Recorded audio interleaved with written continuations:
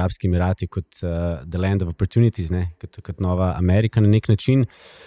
Koliko je v bistvu pol težko zdaj v 2026 prijeti tja dobiti službo? Vedeti moramo, da v Dubaju je, ali pa Združenih, ali pa Middle East recimo, je vsa svetovna konkurenca, ki je mogoča, je pri nas. Se pravi, konkurenca je izredno močna.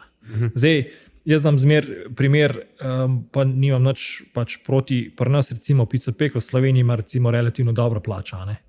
In zdaj, če bi on hotel priti k nam v Dubaj, ta plača ne bi bila ista, zato ker je verjetno toliko več povpraševanja za to pozicijo in je plača bistveno manjša, ne.